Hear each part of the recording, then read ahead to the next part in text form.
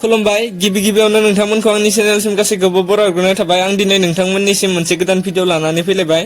दिनैनि बे गोदान भिडिअ सावरायगोन जों बड' फिल्म इन्डास्ट्रिनि बयजोंबो सिनायजानाय मुंदांखा एक्ट्रेस रिंकी ब्रह्मनि लाइफस्टाइल एबा बायोग्राफिनि सायाव।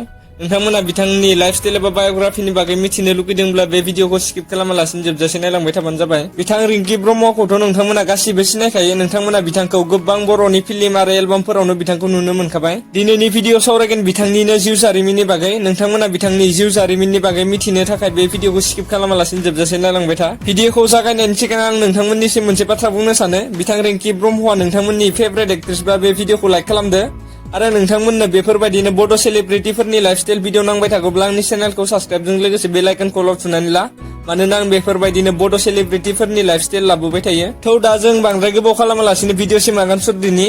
गिबियावनो सावरायगोन बिथांनि गुबै मुं आरो समनि बागै। बिथांनि गुबै मुङा रिंकी ब्रह्म। बिथाङा मसलपुर टाउननि बागानबारि मुंनि मोनसे गामियाव जोनोम मोनदोंमोन। बिथांनि डिस्ट्रिक्टनि मुङा बाक्सा। बिथां रिंकी ब्रह्मआ 18 जानुवारि 1997 मायथाइयाव जोनोम मोनदोंमोन आरो दासान्दि बिथांनि बैसोआ 27 बोसोरनिख्रुइबो सायाव जाबाय। बिथांनि रिलिजनआ हिन्दु, कमिउनिटिया बड' आरो बिथांनि नेसनेलिटिया इन्डिया। बिथांनि हम टाउनआ मसलपुर आरो बिथांनि कारेन्ट सिटिया क'क्राझार। बिथां रिंकी ब्रह्मनि प्रफेसननि बागै बुंनो थाङोब्ला बिथांनि प्रफेसना जाबाय एक्ट्रेस आरो इउटुबार। आरो बिथां रिंकी ब्रह्मआ बड' फिल्म इन्डास्ट्रियाव फाव खालामनायजों लोगोसे आसाम पुलिस कनस्टेबलावबो जब मावो। बिथाङा बड' फिल्म इन्डास्ट्रियाव फैनायनि उनाव बिथाङा बोसोरनै उनाव आसामनि इउपि पुलिस कनस्टेबलाव जइन जादोंमोन। बिथां रिंकी ब्रह्मआ बड' फिल्म इन्डास्ट्रियाव 2016 मायथाइयाव गिबि आगान होजेनदोंमोन आरो बेनि उनाव बिथाङा 2018 मायथाइनि 12 जानुवारि खालि आसाम पुलिसाव जइन जादोंमोन। बिथाङा दासान्दि गावनि जबजों लोगोसे बड' फिल्म इन्डास्ट्रियाव फाव खालामनायखौबो नागाराखै।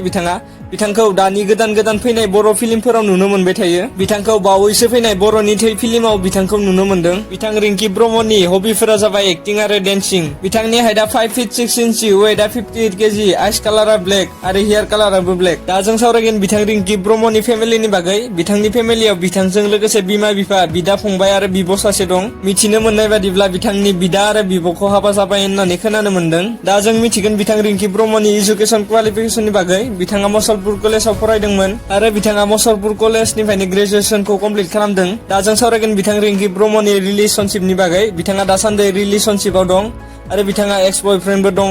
बिथांनि एक्स बयफ्रेन्डनि मुङा अलंबार गयारी। अलंबार गयारीजों आरो बिथांजों सानैजों मोनसे समाव मोजां मोनलायोमोन। नोंथांमोनाबाथ' अलंबार गयारीखौ सिनायखायो।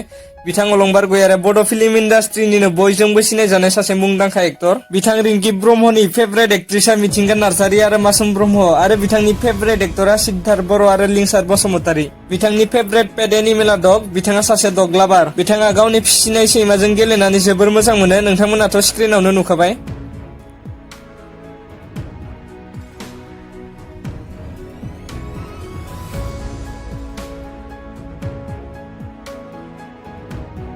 दा जों सावरायगोन बिथां रिंकी ब्रह्मनि फिल्म केरियार आरो फिल्मफोरनि बागै। बिथाङा बुरखा हाया गोसोखौ मुंनि मोनसे बर' एलबामाव फाव खालामजेनदोंमोन आरो बेनि उनावसो बिथाङा बड' फिल्म इन्डास्ट्रिनि फिल्मफोराव फाव खालामदों। बिथां फाव खालामनाय फिल्मफोरनि मुङा जाबाय मोदै, दागो, गुनगोनां गुन्दा, जोनोमनि मोन्थाय, गोसोनि राव, जेंसि, अरगें, आंनो नांगौ आरो थैनि गाब। बिथांखौ बावैसो रिलिज जालांखांनाय जों बर' आरो बर'नि थै फिल्मावबो नुनो मोनदों। दासिम बिथांखौ 12निख्रुइबो बांसिन बर' फिल्मफोराव फाव खालामनाय नुनो मोनबाय। बिथाङा बर' फिल्मावल' नङा, गोबां बर' एलबामफोरावबो फाव खालामबाय। बिथाङा दिनैसिम 25निख्रुइबो बांसिन बर' एलबामफोराव फाव खालामबाय। नोंथांमोना बिथांनि माबे मोनसे एलबाम आरो माबे मोनसे फिल्मखौ बयनिख्रुइबो साबसिन मोनदोंमोन कमेन्ट बक्सआव खोन्थाहरबानो जाबाय। आरो बिथां रिंकी ब्रह्मआ नोंथांमोननि सोरनि फेभरेट एक्ट्रेस कमेन्ट बक्सआव खोन्थाहरबानो जाबाय। दिनैनि भिडिअआ एसेनोसै। नोंथांमोनखौ नेक्स्ट भिडिअनि गेजेरजों लोगो मोनलायगोन।